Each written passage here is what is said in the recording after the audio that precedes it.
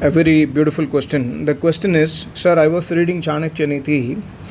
In one of the shloka, Acharya Chanakya is telling that one must not get very close to Agni, serpent, which is Samp, then Raja, and also he has mentioned that you must not get very close to an Acharya who is a yogi. Can I understand why he mentions about yogi? I can understand about why we should not get very close to Raja. I can understand about snakes. I can also understand about Agni. But I am unable to understand about yogi. Can you please explain some detail about this? Yeah, very interesting question. I also read this shloka some years back in Chanakya Niti. I forgot in which chapter. I tried to search in Chanakya Niti. I could not locate that shloka, but I have read this shloka earlier. See, my thinking is like this. The reason why you must not get very close to a yogi, so samadhist yogi, why he would have mentioned like this is, my opinion is like, because we have avidya. We are all in avidya, right? So when you get very close to a purna vidwan, who has attained a samadhi, who is a very pure tapasvi, who is always indulged in his tapasya, he does not waste his time in unnecessary things. When we get very close to such a vidwan, what happens? The first thing that will happen is unknowingly we will give dukkha to him, because we have avidya inside us. Avidya dukkha ka karan hai. Not only to us, also to others. Avidya se dukh milta hai, right? So Acharya Chanakya's one thinking would be like this, that if you get very close to a purna vidwan, although your intention is to give him sukha, your intention is to do service to him, seva to him, but since you have lot of avidya within you, you might think that you are doing seva to him, but you are giving dukh to him unknowingly, not knowingly. Knowingly nobody will give dukkha to yogi acharya unless he is a rakshas. But otherwise, people like us who are, we want to get close to acharya, we want to do service to him, but because of our avidya we do some karma which might give him dukkha. So maybe that is one of the reason why Acharya Chanakya would have told like that. That is the only reason I could imagine. And also when we give knowingly, unknowingly, when we give dukkha to a yogi, the result will be that we also will get more dukkha, punishment from Paramatma, because Paramatma very clearly says in the Vedas that you cannot give dukkha to an acharya.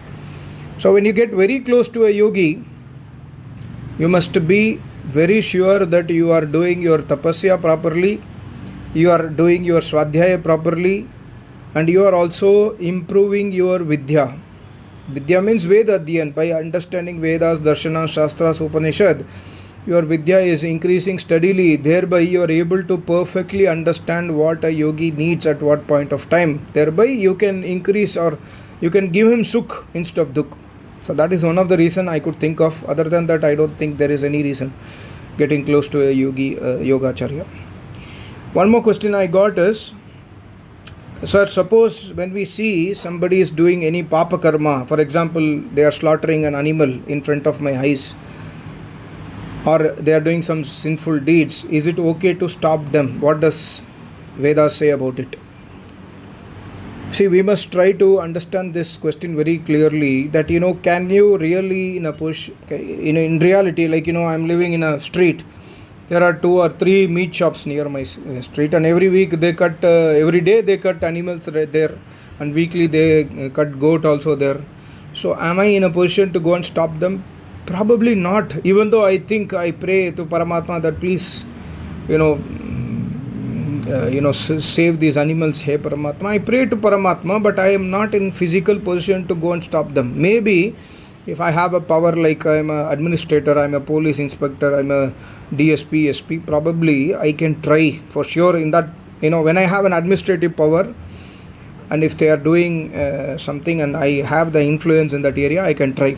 But Veda says very clearly that, okay, if you are in a position to protect someone who is in pain, please do that. You cannot do it, every time, because it will give more harm to you, and people will start objecting you. Everybody is a non-veg eater, right? So they will object you, the dukan wala will object you. So and end of the day, they will say that I'm not cutting you, I'm cutting a goat, and then that's my profession.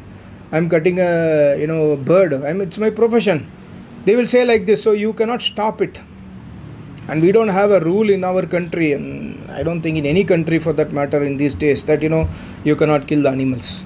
Earlier in the olden times, when the ruler of the country was a Raja, Vedic Raja, then these rules existed. There is no harm that can be caused to any animal, because animal versus animal means especially these domestic animals, like the pious animals like goat or cow, buffalo, etc. These are very, very essential for peaceful living of human being also, right? So, but in olden days there were rules, you cannot kill these animals, but nowadays there is no rule like that, right? So you cannot, even if you are in power, you cannot.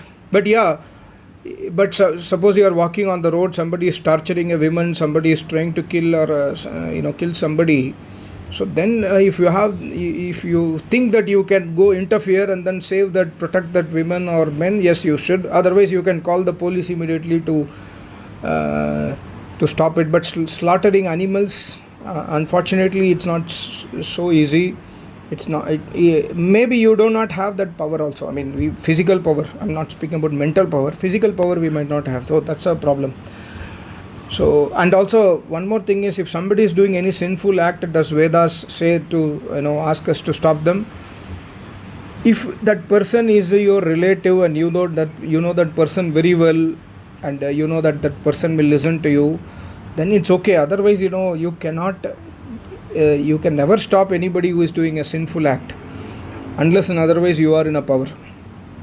So please use your intellect and then try to handle your situation, because end of the day, when you're trying to protect an animal, it should not cause your death.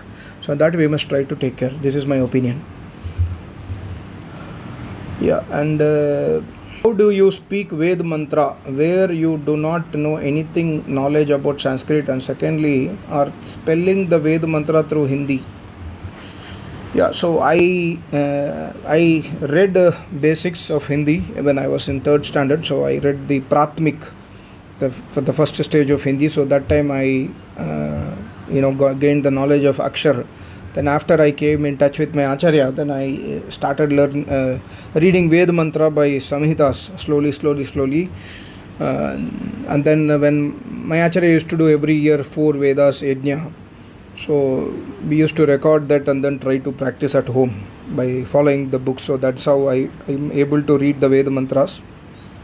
Hindi, I learnt it. Hindi, as I told in my previous video, Hindi I learnt it because I want to understand what my Acharya tells directly. Instead of I used to ask my wife, okay, what Acharya is telling, can you please explain what he told? So then I thought, okay, it's better I only learn the language, thereby I can understand Acharya directly. So Hindi I learned it by seeing television, by speaking to others, etc.